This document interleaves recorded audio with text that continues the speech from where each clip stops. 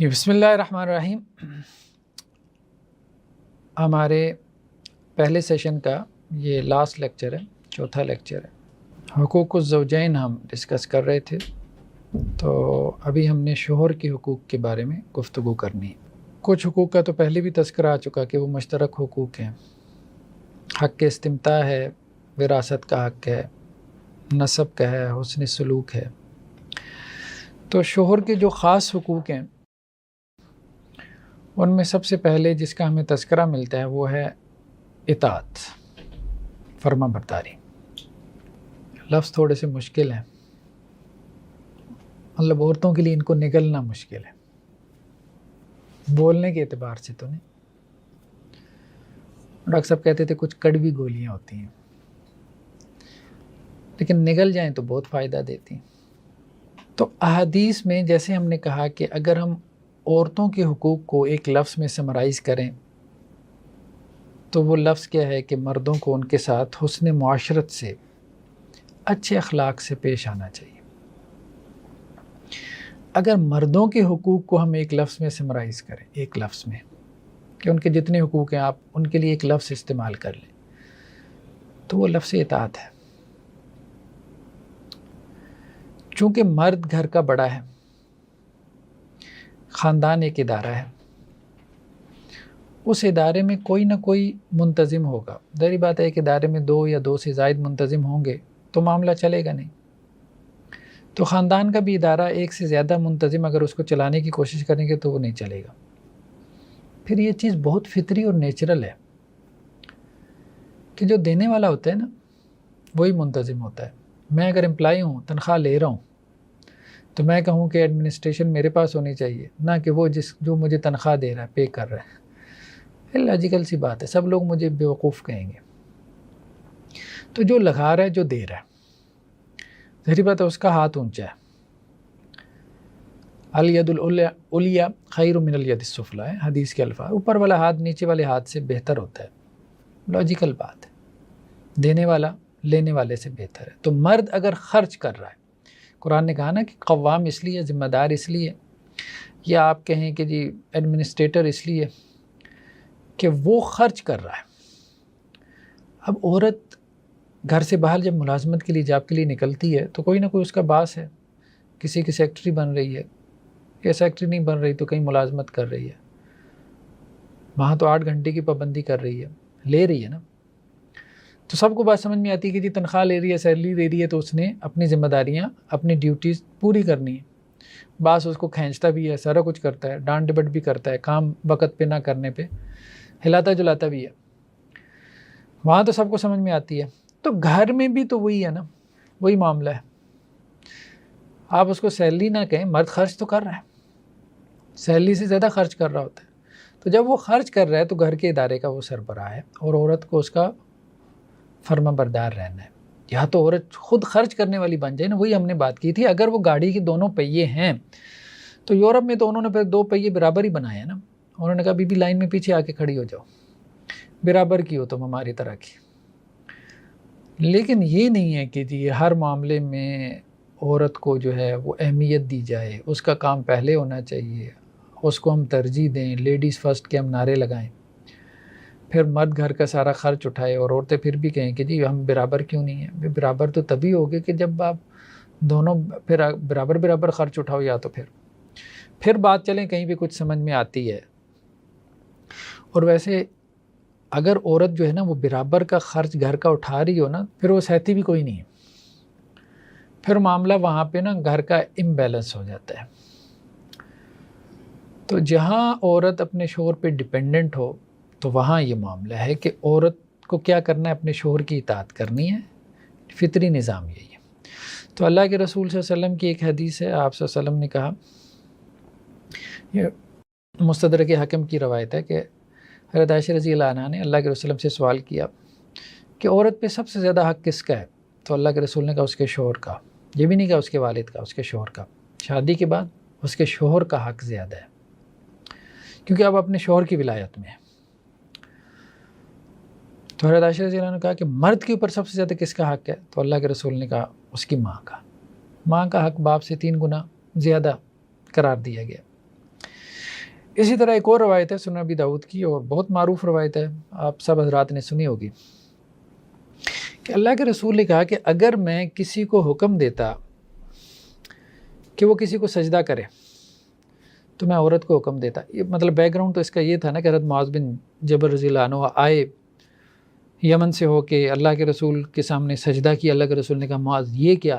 تو انہوں نے کہا اللہ کے رسول ہم نے شاہان عجم کو دیکھا کہ ان کی عوام ان کو سجدہ کرتی ہے، تو آپ تو اللہ کے رسول ہیں، ہم آپ کو سجدہ کیوں نہ کریں، آپ کی تعظیم، آپ کی رسپیکٹ، آنر کے لیے. اللہ کے رسول نے کہا نہیں. پھر کہا کہ اگر میں کسی کو سجدے کا حکم دیتا کہ کسی کو سجدہ کرے تو میں عورت کو حکم دیتا کہ وہ اپنے شوہر کو سجدہ کرے. اب یہ حدیث جو ہے نا بہت زیادہ کھٹکتی ہے. ایک خاتون نے ایک مرتبہ مجھ سے سوال کیا، کہنے لگے یہ کیا بات ہے، مطلب مرد کو خدا بنانے والی بات ہے یہ تو.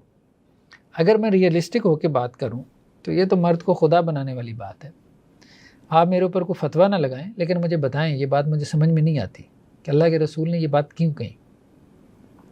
اصل میں یہ نہیں کہا کہ اس کو، ایک بات تو یہ ہے کہ یہ نہیں کہا کہ اس کو سجدہ کرے، یہ کہا کہ اگر ایسا ہوتا تو عورت کو حکم ہوتا ہے کہ وہ اپنے شوہر کو سجدہ کرے.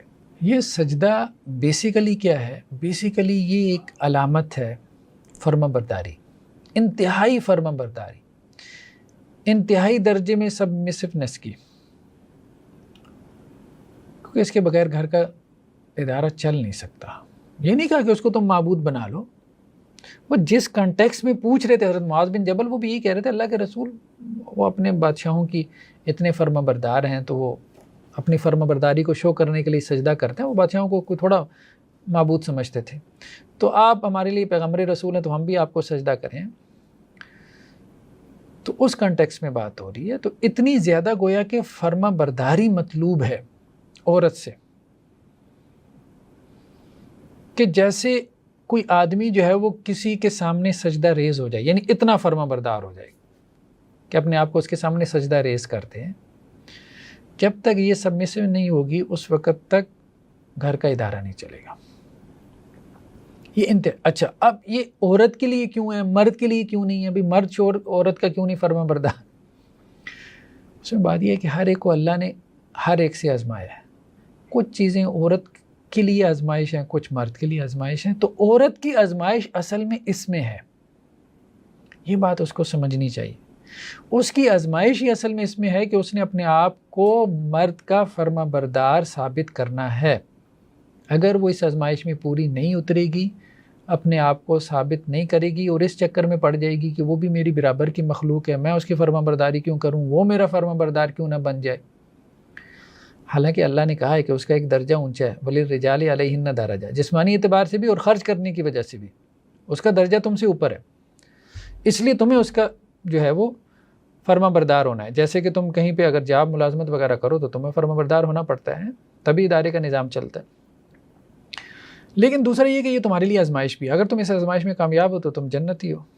اب کتنی واضح حدیثیں ہیں. اللہ کے رسول صلی اللہ علیہ وسلم نے کہا، مطلب وہ روایات ہیں نا کہ جب کوئی عورت اپنے شوہر کی فرما بردار ہو، 5 وقت کی نماز پڑھ لے، روزہ رکھ لے، اپنے شوہر کی فرما برداری کر لے اور اپنی عزت کی حفاظت کر لے، تو جنت سے جس دروازے سے چاہے مرضی داخل ہو جائے. کتنی بڑی بات ہے. یعنی اس کی تو جنت ہی اس میں ہے، جنت ہی اس میں ہے. جسے کہتے ہیں نا کہ اللہ نے اسے سوال ہی 4-5 ڈالے ہیں. 4-5 اللہ نے عورت سے سوال پوچھے ہیں. ان 4-5 میں سے ایک سوال یہ ہے جو امپورٹنٹ ترین ہے. کوسچن پیپر میں جیسے ہم کہتے ہیں یہ پہلا کوسچن تو یہ امپورٹنٹ، یہ تو آپ نے کرنا ہی کرنا ہے، اس میں تو چوائس ہی نہیں. تو اللہ نے جو اس کو امتحان ڈالا اس امتحان میں اہم ترین سوال یہی ہے. اگر وہ اس میں کامیاب ہو گئی تو وہ جنت کے جس دروازے سے مرضی چاہے داخل ہو جائے جنت میں. ناکام ہو گئی، اسی طرح مرد کو اور امتحان ڈالے گئے. اس کے لیے تو جہاد کے بھی امتحانات ہیں، اسے تو اپنی جان بھی دینی ہے. تو اللہ کے رسول صلی اللہ علیہ وسلم نے یہ جو بات کہی ہے تو یہ اصل میں اس پرسپیکٹو کے ساتھ ہے، اس کانٹیکس کے ساتھ ہے کہ یہ بیسیکلی عورت کے لیے امتحان ہے. عورت کو اس بات کو سمجھنا چاہیے. اب وہ یہ کہے کہ جی مجھے یہ سوال کیوں ڈالا گیا اطاعت کا، مرد کو کیوں نہیں ڈالا گیا؟ بھائی مرد کو جو ڈالا گیا وہ تمہیں نہیں ڈالا گیا. مرد کو جو تمہاری صورت میں سوال ڈالا گیا ہے، ٹھیک ہے، وہ بھی تو کہتا ہے نا میں اس کے پیچھے ذلیل ہو رہا ہوں. اس سے جا کے پوچھو تو وہ کہتا ہے اس سے بڑی آزمائش ہی کوئی نہیں ہے، عورت سے بڑھ کے میرے لیے کوئی آزمائش ہی نہیں ہے. تو اس کو جو تمہاری صورت میں سوال ڈالا گیا ہے تو وہ اس کے لیے زندگی بھر کا سب سے بڑا سوال اور ایک چیلنج بنا ہوا ہے. اس کی اپنی جگہ پہ آزمائش لگی ہوئی ہے. ہر بندہ آزمائش میں، ہر ایک کو اللہ نے مختلف سوالات سے آزمایا. تو ایک روایت جو کہ پہلی بھی گزری ہے، اللہ کے رسول نے کہا بہترین عورتیں کون ہیں کہ جب مطلب بہترین بیوی کون ہے جب تم اس کی طرف دیکھو تو وہ تمہیں خوش کر دے. مطلب خوش کرنے سے مراد یہی ہے کہ سمجھتی ہو، مرد کی ضرورت کو سمجھتی ہو، انڈرسٹینڈ کرتی ہو اور اس میں لیت و لال کرنے والی نہ ہو. ٹھیک ہے، یہ نہیں کہ بیمار بن کے بیٹھ جائے، میری طبیعت ٹھیک نہیں، یہ وہ. تو اب طبیعت ٹھیک بھی ہو لیکن یہ ہے کہ اس کو جیسے پریشرائز کرنے کے لیے یا ویسی جیسے چیزوں سے جان چھڑانے کے لیے اس کی ضرورت کا احساس نہیں کیا، جیسے مرد عورت کی ضرورت کا احساس نہیں کرتا بعض اوقات، کہتا ہے یہ چھوٹی چیز ہے. اسی طرح عورت بھی نہیں کرتی، ریئیکشن میں آ کے اس کی ضرورت کا احساس نہیں کرتی. تو جب تم اس کو دیکھو تو وہ خوش کر دے، اور جب تم اس کو کوئی بات کہو تو وہ تمہاری بات مانے اور تمہاری غیر حاضری میں اپنی عزت کی اور تمہارے مال کی حفاظت کرے. اسی طرح ایک اور روایت میں حضرت عبد الرحمن بن عوف سے کہ جب عورت 5 نمازیں پڑھ لیتی ہے، رمضان کے روزے رکھ لیتی ہے، اپنی شرمگاہ کی حفاظت کر لیتی ہے اور اپنے شوہر کی اطاعت کر لیتی ہے تو اسے کہا جائے گا کہ جنت سے جس دروازے سے بھی چاہے جنت میں داخل ہو جاؤ، یعنی جنت کا ٹکٹ اس کو دنیا میں مل گیا. ایک اور روایت میں سنن ترمذی کی، کوئی بھی عورت جو کہ فوت ہوئی اور اس کا شوہر اس سے راضی تھا تو وہ جنت میں داخل ہوگی. ویسے بڑی کیا بات، لیکن یہ اس کے لیے آزمائش ہے. اب یہ چیز اس کو ہضم ہی نہیں ہو رہی. ہضم کیوں نہیں ہو رہی؟ کیونکہ اللہ نے اس کو اس کے لیے آزمائش بنایا کہ اس جیسے انسان کو کہا کہ اس کو ذرا راضی کر کے دکھاؤ جس کے ساتھ تمہارا یہ تعلق ہے، مخالفت کا بھی لگانے کا بھی، اس کو ذرا راضی کر کے دکھاؤ. یہ مشکل دروازہ ہے، یہ مشکل گھاٹی ہے جس کو عبور کرنے کے بعد آگے جنت تیرا انتظار کر رہی ہے. ٹھیک ہے، تو اللہ نے مشکل گھاٹیاں جو ہیں وہ بنائی ہیں، مردوں کے لیے بھی بنائی ہیں، عورتوں کے لیے بھی بنائی ہیں. عورت کے لیے مشکل گھاٹی اس کا شوہر ہے، وہ اسے عبور کرنی پڑے گی اگر اسے جنت تک جانا ہے. شوہر کے لیے بھی مشکل گھاٹیاں ہیں، وہ ایک سے زائد ہیں. اسی طرح ایک اور روایت میں صحیح بخاری کی معروف روایت ہے کہ اللہ کے وسلم نے کہا کہ جہنم میں اکثر جو ہے وہ عورتیں ہوں گی، اور اس کی وجوہات کیا ہے کہ اپنے شوہر کی جو ہے وہ ناشکری کرتی ہیں. اگر ان میں سے کسی ایک سے زمانہ بھر تم احسان کرتے رہو، پھر اگر کوئی تم سے کوئی اس کو کوئی کمی بیشی کچھ پہنچ جائے تو فوراً تمہیں تانا مارے گی کہ میں نے تم سے کبھی خیر نہیں دیکھا، مجھے تم سے کبھی کچھ نہیں ملا، یہ ناشکری. ایسے ہے نا جیسے آپ کی اولاد، اگر آپ اس کو ہر چیز جو وہ مانگے آپ اس کو دیتے جائیں لیکن کبھی استطاعت نہیں ہے، یہ ٹوائے مانگ لیا، وہ مانگ لیا، وہ آپ اس کو خرید کے دے سکیں. اب اگر آپ تو مجھے کوئی خرید کے دیتی نہیں تو تکلیف ہوتی ہے، والدین کو تکلیف ہوتی ہے. تو یہی معاملہ ہے کہ اگر عورت جو ہے وہ اپنے شوہر کی میکے میں جا کے جیسے ایسے برائی کرے کہ مجھے تو اس سے کوئی خیر پہنچتی نہیں ہے، کبھی دھیان اس نے نہیں کیا میرا، تو یہ نہیں. تو سب سے اہم چیز کیا ہے؟ اطاعت، فرما برداری. اور دوسری چیز احادیث میں جو آ گئی اپنی ناموس کی حفاظت کرنا، وہ تو ہمارے ہاں جو شریف عورتیں ہیں وہ بہرحال کرتی ہیں. بہت کم ہیں جن کے بارے میں آپ کہا جا سکتا ہے کہ جو باہر منہ ماری کرتی ہوں گی، لیکن عام طور پہ کرتی ہیں. لیکن میں نے کہا کہ سب سے مشکل اور کڑوی گولی یہ اطاعت والی ہے، فرما برداری والی. جیسے مرد کے لیے سب سے مشکل کہ عورت کے ساتھ حسن سلوک کرے، کیونکہ اس کو بھی لگتا ہے یار میں اس کے ساتھ کیا کروں، میرے ساتھ تو یہ کرتی ہے تو میں اس کے ساتھ کیسے حسن سلوک کروں، اس کو مشکل لگتا ہے. اس لیے عورت کو بھی فرما برداری مشکل لگتی ہے. تیسری چیز جو ہے، یعنی پہلی ہو گئی شوہر کی اطاعت، دوسری ہو گئی کہ عورت اپنی عزت و ناموس کی حفاظت کرے جیسا حدیثوں میں اس کا ذکر آ گیا اطاعت کے ساتھ. تیسری چیز جس کا ذکر آیا وہ بستر پر آنے سے انکار نہ کرے. یہ بہت اہم ہے. جیسا کہ اللہ کے رسول صلی اللہ علیہ وسلم کی ایک حدیث ہے، یہ صحیح بخاری مسلم کی ہے، کہ جب مرد اپنی عورت کو بستر کی طرف بلائے اور وہ انکار کر دے اور مرد غصے کی حالت میں رات گزارے، بے چینی میں، غصے میں، انزائٹی میں، تو صبح تک فرشتے جو ہے وہ اس عورت پہ لعنت بھیجتے رہتے ہیں. بہت سخت روایت ہے. عورتوں کو یہ ہوتا ہے جی دن بھر کام کاج بھی کریں، ساس سسر کی خدمت بھی کریں، رات کو مرد کا دل ہوتا ہے کہ جی ہم اس کے ساتھ بستر پہ بھی لیٹیں، سوئیں، ہماری دھیان نہیں کیا جاتا. دیکھیں بات یہ مرد کی آزمائش ہے. عورت اس کو کبھی انڈرسٹینڈ نہیں کر سکتی. کیوں نہیں کر سکتی؟ کہ اس کو اس طرح سے آزمایا نہیں گیا. وہ کبھی مرد کی پوزیشن پہ آ کے سمجھ ہی نہیں سکتی. دیکھیں نا، اس لیے تو مرد زیادہ پیچھا کرتا ہے نا عورتوں کا. ریئر کیسز ہیں کہ عورت مرد کا پیچھا کرے، ریئر کیسز ہیں، یا فلموں میں دکھائے جاتے ہیں. ریالٹی تو یہی ہے کہ مرد عورت کے پیچھے بھاگتا ہے. مرد میں یہ جذبہ، یہ شہوانی جذبہ زیادہ قوی ہے، مضبوط ہے. تو اگر تو مرد کا یہ جذبہ پورا نہیں ہوگا تو دو صورتیں. اگر تو بے دین ہے، باہر جا کے منہ ماری کر لے گا، اور یہی ہمارے یہاں سوسائٹی میں ہو رہا ہے. اور عورتیں شکایت کرتی ہیں اس نے 6 رکھی ہوئی ہیں، 6 عورتیں اس نے رکھی ہوئی ہیں. اب یہ عورت سمجھتی نہیں ہے، جو یہ کہہ رہی ہے کہ اس کے شوہر نے 6 رکھی ہوئی ہیں اور شروع دن سے ایسا نہیں ہے، 10 سال تک میرے ساتھ ٹھیک رہا ہے، 5 سال تک میرے ساتھ ٹھیک رہا ہے، تو بی بی تمہاری یہ بات خود بتا رہی ہے کہ تم غلط ہو. وہ پہلے دن سے کرپٹ نہیں تھا، 5 سال بعد وہ کرپٹ ہوا، 10 سال بعد وہ کرپٹ ہوا، اور شادی کے بعد کرپٹ ہوا. مطلب اس میں تم برابر کی شریک ہو. تو جب عورت انکار کرے گی، اب ظاہری بات ہے اس کی وہ نیڈ ہے تو بہت سٹرانگ، بہت مضبوط. بے دین ہوگا تو باہر چلا جائے گا، منہ ماری کرے گا، اور باہر ایسی اپرچونیٹیز بہت زیادہ ہیں. جو اس کی جرت نہیں کرے گا زنا وغیرہ کی، طوائفوں کی طرف نہیں جائے گا، گرل فرینڈ نہیں پالے گا، تو وہ پورن ایڈکشن کی طرف چلا جائے گا. مشزنی جسے ہم کہتے ہیں، میسٹربیشن کی طرف چلا جائے گا. وہ بھی ایک اور مصیبت ہے. کو بہت نیک ہوا تو کڑ کڑ کی زندگی گزارے گا. ٹھیک ہے، تو انسان جب تک شادی سے پہلے انسان ایک چیز کا عادی نہیں ہوا ہوتا. ایک بات اہم ہے، وہ کہتی ہے نا بھائی شادی سے پہلے بھی تو تم نے 20-25 سال گزارے نا، اتنی کیا آخر آئی ہے. شادی سے پہلے عادی نہیں ہوا ہوتا، تو ایک چیز رکی ہوئی ہے نا تو وہ رکی لیتی ہے.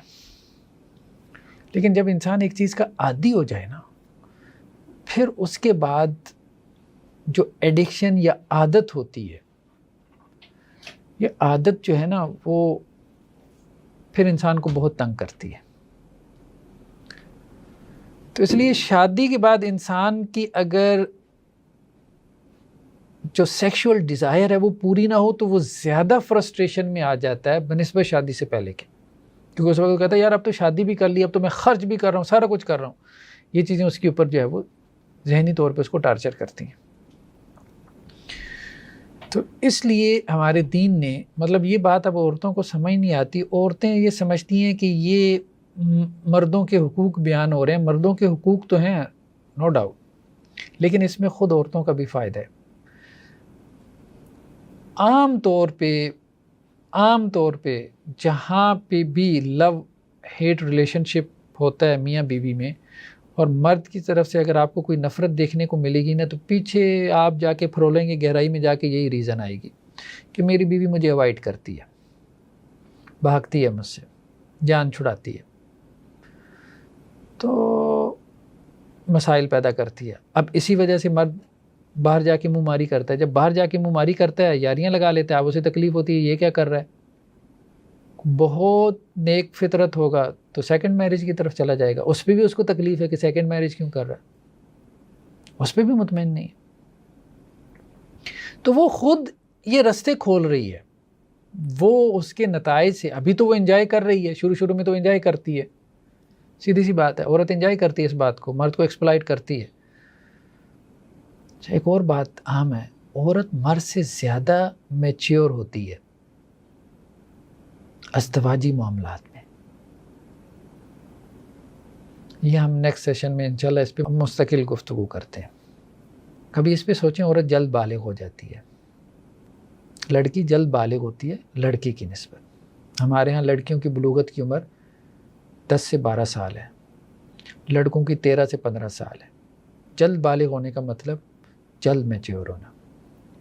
خیر اس کو ہم بعد میں موضوع گفتگو بناتے ہیں. لیکن یہ ہے کہ یہ عورت جو انکار کرتی ہے اپنے شوہر کو, یا سرین انکار نہ کرے, اوائڈ کرتی ہے بہانے مار کے, اس کی سیکشول نیڈ کو پورا نہیں کرتی, ڈیزائر کو, اس سے وہ باہر جا کے منہ ماری کرے گا, گناہ کرے گا, تو اس میں عورت بھی برابر کی شریک ہے, بالکل برابر کی شریک ہے. فرشتے لعنت کر رہے ہیں تو اس کا مطلب یہی ہے کہ اس نے اپنی ایک فرض پورا نہیں کیا نا, وہ تو پہلے ہی ملعون ہو گئی. دوسرا یہ ہے کہ گھر کا ادارہ بھی ٹوٹے گا. ایون کہ اگر وہ سیکنڈ میرج کی طرف جا رہا ہے تو اس میں عورت کا نقصان ہے, سراسر عورت کا نقصان ہے, اور وہ اس کو سمجھتی نہیں. تو یہ بیسیکلی ایک اعتبار سے عورت کو بھی سیکیور کیا گیا. نیکسٹ کیا ہے, ناشکری نہ کرنا, جس کا ذکر آیا ہے. مطلب یہ اچھا نہیں ہے کہ مرد اگر آپ کا کر رہا ہے اور کبھی اس سے کمی بیشی ہو جائے, اسی طرح مردوں کو بھی ایسا نہیں کرنا چاہیے. اگر عورت جو ہے گھر کے کام کاج کرتی ہے اور کبھی وقت کے کھانا نہیں تیار ہوا تو اب یہ نہیں کہ اب, یا کھانے میں کمی بیشی ہو گئی تو اب یہ نہیں کہ اب انسان شروع ہو جائے. تو تھوڑی بہت کمی بیشی چلتی رہتی ہے. اوورآل آپ دیکھتے ہیں کسی کے ایٹیچیوڈ کو کہ وہ ٹھیک ہے تو آپ اس کو چلاتے ہیں. نیکسٹ کیا ہے کہ شوہر کو جو شخص پسند نہیں ہے اس کو گھر میں داخل نہ ہونے دے. اس کا بھی روایات میں ذکر آتا ہے. عربوں میں یہ کلچر عام تھا, مطلب یہاں مراد نامحرم, عام طور پہ نامحرم, جو قریبی رشتہ دار بھی ہو سکتے ہیں جیسے کزنز ہیں. شوہر کو پسند نہیں ہے کہ بھائی میری غیر موجودگی میں وہ گھر میں آئے, تو عورت کو نہیں آنے دینا چاہیے. پھر بعض اہل علم نے یہ بھی کہا ہے کہ اگر اس کے محرم رشتہ داروں میں بھی کچھ ایسے ہیں جو شوہر کو پسند نہیں ہے کہ وہ گھر میں آئے, کہ وہ یہ سمجھتا ہے کہ اس سے گھر میں فتنہ فساد پیدا ہوتا ہے, وہ آ کے اس کو بھڑکاتے ہیں, میرے گھر میں فتنہ کھڑا ہو جاتا ہے, ہوتا ہے بعض کا, تو عورت ان کو بھی گھر میں نہ داخل ہونے دے. یہ شوہر کا حق ہے. باقی یہ کہ شوہر یہ نہ کرے کہ بیوی کو اپنے گھر والوں سے ملنے سے روک دے, یہ ایک ظلم ہے. 4 سال 2 سال روکے رکھنا ہے کہ تم اپنی ماں کی طرف نہیں جا سکتی, یہ زیادتی ہے. ٹھیک ہے, تمہارا گھر ہے, اگر تم نے بیوی کو اپنے گھر میں رکھا ہے اور تم یہ سمجھتے ہو کہ اس کے کسی رشتہ دار کے آنے سے یہاں پہ میرے گھر میں کوئی فتنہ فساد کھڑا ہوگا, تو ٹھیک ہے, تم روک لگا دو اس پہ. لیکن اپنی بیوی کو تم نہیں منع کر سکتے کہ وہ اپنے ریلیٹیوز میں نہ جائے, ان سے نہ ملے. اس کے والدین ہیں, اس کے بہن بھائی ہیں, اسے ان کے ساتھ ایک تعلق ہے. تو اللہ کے رسول وسلم کی ایک حدیث ہے, سنن ابن ماجہ کی روایت ہے, کہ عورتوں کے بارے میں نصیحت حاصل کر لو. دیکھو بات یہ ہے کہ اگر تو وہ واضح کسی بے حیائی کے کام کا ارتکاب کریں تو پھر تم ان کے اوپر ہاتھ اٹھا سکتے ہو. اچھا, یہ جو قرآن میں بھی ہاتھ اٹھانے کا تذکرہ ہے نا, تو اس میں سب سے پہلے کیا ہے کہ اگر عورت سے تمہیں نشوز دیکھنے کو ملے, نشوز سے مراد یعنی عورت جو ہے نا, یہ نہیں کہ عورت مرد سے اختلاف کرے, نہیں, اختلاف کا اسے پورا حق حاصل ہے. نشوز سے مراد, نشوز کہتے ہیں کھڑا ہو جانا. کیف ننشز ثم نکسو علیہ, حضرت عزیر اسلام کے واقعے میں اللہ تعالیٰ نے کہا کہ دیکھو کیسے میں گدی کی ہڈیوں کو کھڑا کرتا ہوں. تو نشوز کھڑے ہونے کو, مرد کے مقابلے میں عورت کھڑی ہو جائے کہ جی یہ بیٹے کی شادی ہے, بیٹی کی شادی ہے, میں نے فلاں جگہ کرنی ہے. مرد کہے میں نے فلاں جگہ کرنی ہے. ظاہری بات ہے مرد ذمہ دار ہے, اس نے ان کا خرچ اٹھایا, ان کی پڑھائی کا سارا کچھ ان کو پال پوس کے بڑا کیا. اب اگر وہ ایک فیصلہ کر رہا ہے, عورت اس کے مقابلے میں بچوں کی شادیاں کر دیں, اب یہ نشوز ہے. یعنی گھر کے بارے میں بڑے ڈیسیژن لے لینا جو کہ اصلاً مرد کو لینے چاہیے. تو اللہ تعالیٰ کہتا ہے کہ نصیحت کرو. نصیحت کرنے کے بعد پھر دوسرا سٹیپ کیا ہے کہ آپ ان کو مہاجرون فی المضاجع, علیحدہ کمروں میں, خوابگاہ میں, بیڈ روم میں علیحدہ چھوڑ دو, بستر علیحدہ کر لو, کمرہ علیحدہ کر لو. اللہ کے رسول نے بھی 1 ماہ تک تقریباً جو ہے وہ جیسے کہتے ہیں کہ جی اس طرح سے معاملہ کیا تھا ازواج کے ساتھ. وہ روایات میں معاملہ معروف ہے, یعنی سننے سے ہمیں ملتا ہے 1 ماہ تک کے لیے. تیسرے سٹیپ پہ یہ ہے کہ آپ ان پہ ہاتھ اٹھا سکتے ہو, لیکن وہ بھی ضروری نہیں ہے. یہ بھی کہا کہ اجازت ہے, الاؤڈ ہے, لیکن اس میں بھی حدیث نے کیا واضح کی یہ بات کہ واضح طور پہ اگر بے حیائی کا ارتکاب کریں. دیکھیں بہرحال یہ کرپشن تو کرپشن ہے, یہ چیز قابل برداشت نہیں ہے. اس میں ایک صورت تو یہ ہے کہ کرپشن دیکھے اور طلاق دے دے, ڈائیورس دے دے, وہ بڑا نقصان ہے. ٹھیک ہے, لیکن اگر وہ کہتا ہے کہ جی میرے بچے ہیں, ٹھیک ہے, اب میں ڈائیورس تو نہیں کر سکتا, اب میں کیا کروں, ان بچوں کو کون پالے گا. اب اس میں وہ جو ہے وہ رشتہ بچا لیتا ہے, ٹھیک ہے، لیکن اس کرپشن کے اوپر جو ہے وہ ہاتھ اٹھا لیتا ہے، تو اس پہ پھر اللہ کے رسول نے کہا کہ ہاں اگر وہ واضح طور پہ بے حیائی کا ارتکاب کریں تو پھر تم ان کو مار سکتے ہو، لیکن ایسی مارنا مارو کہ جیسے چوٹ پڑے، زخم آئے، ٹھیک، ڈرانے دھمکانے کے لیے. لیکن اگر وہ تمہاری فرما بردار ہو جائیں تو پھر ان کے اوپر زیادتی کرنے کے لیے رستے تلاش مت کرو. تو یہ اصل میں اس کانٹیکس میں بات ہو رہی ہے.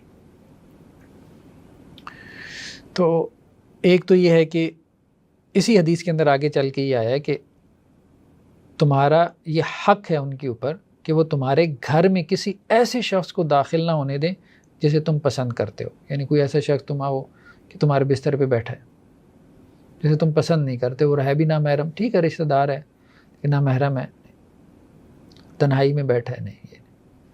تو یہ وہ چیزیں ہیں جس کانٹیکس میں کہا گیا کہ اگر ظاہر بات ہے یہ خیرت ہے انسان کے اوپر، اس میں اگر وہ ہاتھ اٹھا لیتا ہے تو یہ مذہب نے نہ بھی کہا ہوتا تو یہ تو نتیجہ یہی نکلنا تھا کسی بھی جگہ پہ. یہ تو کرپشن ہے، اس کرپشن کو تو کوئی برداشت نہیں کرتا، اس خیانت کو.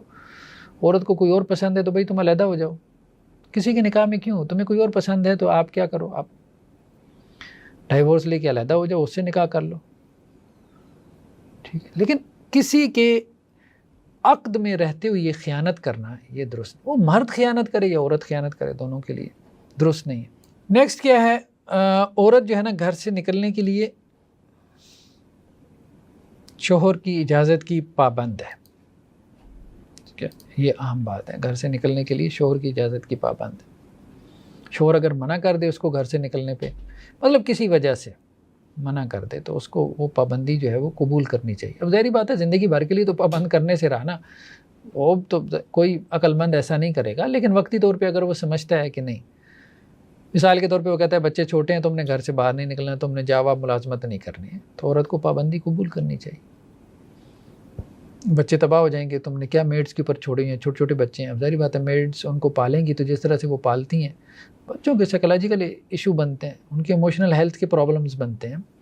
تو ایسی کوئی چیز جس کو دیکھتے ہوئے یہ مرد جو ہے یہ سمجھے کہ عورت کو گھر سے باہر نہیں نکلنا چاہیے، گھر کو ٹائم دینا چاہیے، بچوں کو ٹائم دینا چاہیے، تو وہ ایسی پابندی عائد کر سکتا ہے، اور یہ مرد کا حق ہے اور عورت کو اس کو پورا کرنا چاہیے. نیکسٹ کیا ہے، عورت کا جو ہے نا گھر کا کام کاج کرنا، یہ بھی مطلب مرد کا حق ہے. اگرچہ ہمارے ہاں اس معاملے میں بھی تھوڑا سا غلو ہو رہا ہے. میں کراچی میں گیا تو وہاں ایسے کچھ دروس وغیرہ تھے، تو بعض نوجوان مجھے ملے، کہتے ہیں ہم مذہبی گھرانے میں شادی کرنا چاہتے ہیں لیکن ہمارے والدین نہیں مانتے. تحریک سے وابستہ نوجوان تھے، دینی تحریک سے، اسلامی تحریک سے. میں نے کہا آپ کے والدین کیا کہتے ہیں؟ والدین یہ کہتے ہیں کہ مذہبی عورت کو گھر میں لانے کا مطلب ہے ایک بوجھ گھر میں لے آؤ. میں نے کہا والدین یہ کیوں کہتے ہیں؟ کہتے ہیں جی کراچی میں مفتی صاحب کئی جو ہے وہ فتویٰ دیتے ہیں کہ عورت کے اوپر گھر کا جو کام کاج ہے نا یہ لازم نہیں ہے. عورت کے لیے کوئی لازم نہیں ہے کہ گھر میں جھاڑو پھیرے، کھانا پکائے. کون سی نص موجود ہے، کہاں لکھا ہوا ہے کہ عورت نے کھانا بنانا ہے، شوہر کے کپڑے دھونے ہیں، استری کرنے؟ میں نے کہا اچھا. اب بات یہ ہے کہ اگر اس طرح آپ نصوص پہ چلیں گے تو پھر تو یہ بھی نہیں لکھا ہوا کہ شوہر نے اتنا کما کے دینا ہے. کہاں لکھا ہوا ہے بیوی کو اتنا کما کے دینا ہے؟ کہاں لکھا ہوا ہے کہ بیوی کو گیزر لگوا کے دے، سپلٹ اے سی لگوا کے دے، صوفہ کم بیڈ گھر میں لے کے آئے، ٹھیک ہے، اوون لے کے آئے؟ کچھ بھی نہیں لکھا ہوا. کہاں نص سے نکالیں گے؟ بہت ساری چیزیں قرآن نے ایک اشارہ دے دیا اور بہت اہم ہے. وَلَهُنَّ مِثْلُ الَّذِي عَلَيْهِنَّ بِالْمَعْرُوفِ، سورہ بقرہ میں. دیکھیں بہت سے حقوق جو ہیں قرآن نے کہا عرف سے ثابت ہوں گے. عرف سے، رواج کیا ہے؟ اگر عرف یہ ہے کہ عورتیں گھروں کا کام کاج کرتی ہیں تو عورتوں کو گھروں کا کام کاج کرنا ہے، یہ ان کی ذمہ داری ہے. عورتیں اگر عرف یہ ہے سوسائٹی کا، معاشرے کا، کہ کھانا پکاتی ہیں تو انہیں کھانا پکانا ہے، گھر کی صفائی کرتی ہیں تو انہیں گھر کی صفائی کرنی ہے. اور اگر عرف یہ ہے کہ مرد نے جو ہے وہ گھر میں گیس، بجلی، پانی اس کا کنیکشن لگوا کے دینا ہے تو اس نے لگوا کے دینا ہے، یہ اس کی رسپانسبلٹی ہے. اس کے لیے ہمیں کوئی قرآن حدیث کی دلیل نہیں ملے گی. تو بہت سے حقوق یا بعض حقوق قرآن نے بیان کر دیے، مرد کے ہوں یا عورت کے ہوں، لیکن کچھ حقوق کو عرف کے ساتھ وابستہ کر دے. تمہاری سوسائٹی کا جو عرف چل رہا ہے بس اس کے مطابق چلو. تو اب یہ معاملہ ہے کہ عورت کا جب لینے کا معاملہ آئے تو پھر تو کہیں کہ جی عرف یہ کہتا ہے اور عورت کا یہ حق بنتا ہے، اور جب عورت کا دینے کا معاملہ ہے تو اب آپ کہیں کہ جی قرآن میں کہاں لکھا ہے؟ ایون کہ اگر آپ نان نفقے کی بات کرتے ہیں نا، تو نان نفقے میں فقہا میں ایک بحث پیدا ہوئی کہ نان نفقے کا تو اللہ تعالیٰ نے حکم دیا، ٹھیک ہے مان لیا، کتنا دے تو اس حکم پہ عمل ہو جاتا ہے۔ تو بعض فقہا نے کہا کہ جو اچھا ہے کھاتا پیتا ہے وہ دن میں 2 مد گندم دے دے۔ جو 2 مد کتنا ہوتا ہے؟ 2 مد کا مطلب ہے کہ 1 kg آپ سمجھ لیں، 1 کلو گندم دے دے۔ جو ذرا مڈل کلاس سے ہے تو وہ کوئی 700-800 گرام گندم دے دے، جو ذرا لوئر کلاس سے ہے تو وہ ½ کلو گندم دن میں دے دے بیوی کو، یہ پھانک لو تو نان نفقے کا خرچہ پورا ہو جائے۔ اس طرح اگر مطلب آپ نے شریعت کی باتیں کرنی ہیں تو پھر دوسری طرف بھی موجود ہیں فقہا کے اقوال۔ مولانا طارق جمیل صاحب بہت مطلب ان کی ریسپیکٹ ہے، آنر ہے، لیکن بعض اوقات وہ عورتوں کے حقوق بیان کرتے کرتے وہ بھی ایسی باتیں کر جاتے ہیں۔ پھر دوسری طرف بھی تو بیان کرو نا، دوسری طرف بھی تو فتاوی موجود ہیں نا، انہی فقہا کے موجود ہیں جو بیان کر رہے ہیں کہ کتنا نان نفقہ ہے۔ پھر عورتوں کو ذرا سناؤ۔ ایک فقی نہیں، 4 فقہا کا کہنا یہ، اب یہ فتویٰ سنیے گا، 4 کا، امام مالک، امام ابو حنیفہ، امام شافعی، امام احمد۔ انٹرسٹنگ فتویٰ ہے۔ 4 کا کہنا یہ ہے کہ عورت اگر بیمار ہو جائے شدید، جیسے کوئی کینسر، کوئی موذی مرض ہوتا ہے، شوہر کے لیے اس کا علاج کرانا لازم نہیں ہے، اس کے علاج کی ذمہ داری اس کے باپ کی ہے۔ کیوں؟ جیسے جو کرائے کا جو مکان ہوتا ہے نا، اس میں تھوڑی بہت مرمت تو کرائے دار کے ذمہ ہوتی ہے، اگر کوئی بڑی جو ہے وہ تبدیلی ہو یا خرچہ ہو تو وہ مالک مکان کے ذمہ ہوتا ہے، تو شوہر اس کی حیثیت کرائے دار کی سی ہے۔ پھر اس طرح تو آپ فقہ میں اگر گھستے ہیں تو ایک طرف نہ بیان کریں، دوسری طرف کی بھی ذرا بیان کریں نا، تو خود ہی بیلنس پھر پیدا ہو جائے گا۔ پھر عورتوں کی بھی چیخیں نکلیں گی، وہ بھی کہیں گی ہمیں اب مفتیوں سے فتوے نہیں چاہیے، فقہ والے حقوق ہمیں نہیں چاہیے، جو معاشرے میں چل رہا ہے نا وہی ہمیں چاہیے۔ تو بس بات صرف یہی ہے کہ وہ فقہ ایک خاص تناظر میں، ایک خاص دور میں، وہ اس وقت کے حساب سے وہ فتاوی ٹھیک تھے، چل رہے تھے۔ آج وہ عرف چینج ہو گیا، تو جب عرف چینج ہو جائے تو فتویٰ بدل جاتا ہے، یہ بنیادی اصول ہے۔ تو عرف چینج ہونے کی وجہ سے آج وہ فتویٰ نہیں دیا جائے گا، نہ یہ دیا جائے گا کہ جی شوہر ذمہ دار نہیں ہے، باپ جو ہے وہ اس کا میڈیکل کا خرچہ اٹھائے گا، نہ یہ فتویٰ دیا جائے گا کہ جی عورت ذمہ دار نہیں ہے گھر کا کام کاج کرنے کی، شوہر جو ہے وہ خود جو ہے وہ جھاڑو پھیرے یا کوئی میڈ رکھے، نہیں، ایسا نہیں ہے۔ باقی یہ ہے کہ اگر عورت کے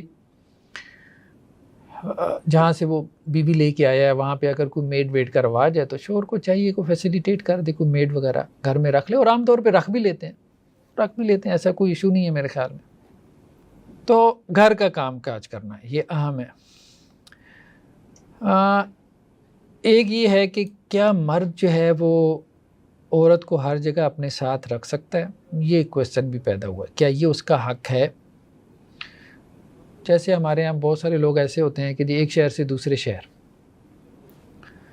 تو اب اسلام آباد میں جاب ہے، پھر لاہور میں شفٹنگ ہو گئی، پھر ٹرانسفر کراچی میں ہو گئی، تو اب عورت کہے کہ جی نہیں میں اب مطلب اسی طرح سے پھرتی رہوں تمہارے ساتھ، پورا پاکستان گھومتی رہوں۔ اب بعض سرکاری محکمے یا ڈپارٹمنٹس ایسے ہیں جہاں 3-4 سال بعد آپ کو کہیں پھینک دیتے ہیں۔ نہیں، یہ شوہر کا حق ہے کہ وہ بیوی کو اپنے ساتھ رکھے، بلکہ اس میں بیوی کا فائدہ ہے، بلکہ یہ کہنا چاہیے یہ بیوی کا حق ہے، بلکہ ان بیویوں سے پوچھنا چاہیے کہ جن کے شوہر باہر بیٹھے ہیں 2-4 سال، کیا اپنے شوہر کے پاس جانا چاہتی ہیں؟ تو وہ تو کہتی ہیں کہ ہم تو چاہتی ہیں۔ تو یہ بیسیکلی شوہر کا نہیں بلکہ بیوی کا بھی حق ہے کہ وہ آپس میں ایک دوسرے کے ساتھ رہیں، مطلب اس میں نہیں ہونا چاہیے ایسا معاملہ۔ پھر یہ ہے کہ کیا شوہر جو ہے وہ بیوی کو ملازمت سے یا تعلیم وغیرہ سے روک سکتا ہے؟ دیکھیں بات یہ ہے کہ بیوی کے ملازمت کرنے میں کوئی حرج نہیں ہے، ممانعت نہیں ہے، اگر شوہر راضی ہے اور بیوی بھی چاہتی ہے، گھر میں کچھ کنٹریبیوٹ کرنا چاہتی ہے تو کر سکتی ہے، کوئی حرج نہیں ہے۔ ویسے تو بیسیکلی شوہر کی ذمہ داری ہے کہ گھر کا خرچہ جو ہے وہ چلائے۔ اب بیوی کہتی ہے کہ جی نہیں، مطلب ہمارا سٹیٹس کم ہے، ہم بڑھانا چاہتے ہیں، اپنا لائف سٹائل اچھا کرنا چاہتے ہیں، تو شوہر کہتا ہے بیوی پھر تم خود باہر نکل کے کما لو، مجھے تو کوئی بہتر ہو جائے گا، تو وہ نکل کے کما لیتی ہے اپنا لائف سٹائل بہتر کرنے کے لیے، تو کوئی حرج والی بات نہیں ہے ستر و حجاب کے احکامات کے ساتھ۔ لیکن اگر بیوی چاہتی ہے کہ وہ ملازمت کرے اور شوہر چاہتا ہے کہ نہیں، تو پھر ظاہری بات ہے اگر یہ پھڈا پڑ گیا ہے تو اب اس میں شوہر اگر گھر کا خرچ اٹھا رہا ہے، ٹھیک ہے، تو پھر بیوی جو ہے وہ شوہر کی اجازت کے بغیر اس کے لیے ملازمت کرنا مطلب وہ ممکن ہی نہیں ہوگا نا، پھر بات سپریشن تک پہنچ جائے گی، لاجیکل بات ہے ہی نہیں۔ دوسرا یہ کہ علم حاصل کرنا، ہاں جو تو ضروری علم ہے اس میں شوہر کو روکنا نہیں چاہیے، جیسے دین کا ضروری علم ہے، کوئی بھی ضروری علم ہے شوہر کو اسے روکنا نہیں چاہیے۔ لیکن جو علم جو ہے وہ فرض نہیں ہے، لازم نہیں ہے، اوبلیگیٹری نہیں ہے، اب وہ بھلے دین کا علم ہو، جیسے وہ کہے کہ جی میں نے 4 سال کا عالمہ فاضلہ کورس کرنا ہے، یا میں نے جو ہے وہ M Phil P H D کرنی ہے، اور شوہر کہتا ہے کہ نہیں بیوی گھر کی طرف توجہ دو، 4 بچے ہیں گھر میں، کون دیکھے کون سنبھالے گا، تمہیں پی ایچ ڈی کی پڑھی ہے، بچے رول جائیں گے ہمارے، تو پھر جو ہے وہ بیوی کو شوہر کی جو ہے وہ پابندی کرنی چاہیے۔ تو یہ بہرحال کچھ حقوق ہیں جو کہ مردوں کے حوالے سے ہمارے سامنے آ گئے، کچھ حقوق کا تذکرہ ہم نے عورتوں کے حوالے سے کیا، کچھ حقوق کا تذکرہ ہم نے مردوں کے حوالے سے کیا، اور اس میں ہم نے کہا کہ عورتوں کے جو حقوق ہیں اگر ہم ان کو سمرائز کریں تو وہ یہ ہے کہ مرد کو اچھے اخلاق والا ہونا چاہیے، دل بڑا کرنا چاہیے، نظر انداز کرنا چاہیے، قرآن نے بھی یہ کہا کہ نظر انداز کر دو، اللہ نے تمہیں بڑا بنایا ہے، تو اخلاق میں بھی نا اعلیٰ اخلاق کا مظاہرہ کرو، درگزر کر دیا کرو۔ اور شوہر کے جو حقوق بیان کیے ہیں ان کو اگر ہم ایک لفظ میں سمرائز کریں تو وہ یہ کہ عورت کو ایسا ہونا چاہیے کہ وہ شوہر کی فرما برداری کرنے والی ہو، سبمسو ہو، ٹھیک ہے، اس کو آپ اطاعت گزار کہہ لیں، فرما بردار کہہ لیں، ٹھیک ہے۔ ہاں یہ ضروری نہیں ہے کہ ہر بات وہ دل کی رضامندی سے مانے، بس اگر اس نے کچھ کہہ دیا تو بس اس کو کر لے۔ باقی یہ ہے کہ اگر شوہر اس میں کوئی زیادتی کر رہا ہے تو یہاں نہیں تو اللہ کے ہاں تو بہرحال اس کو جواب دہ ہونا ہے، اور شوہر کو اللہ تعالیٰ نے چونکہ بڑا بنایا تو اس کو ساتھ میں ڈرایا بھی ہے، اور اللہ کے رسول صلی اللہ علیہ وسلم نے بھی ڈرایا کہ اپنی عورتوں کے معاملے میں اللہ سے ڈر جاؤ، اور تم نے زیادتی نہیں کرنی، خود جو ہے نا وہ تم اپنی اکاؤنٹیبلٹی کرتے رہو، اپنا احتساب کرتے رہو، تو بڑے آدمی کو اپنا احتساب کرتے رہنا چاہیے۔ چلیں جی، یہ ہمارا پہلا سیشن تھا، تو انشاءاللہ سے اب جو ہمارا نیکسٹ سیشن ہے اس میں ہم ان اصولوں کی اپلیکیشن کی طرف جائیں گے۔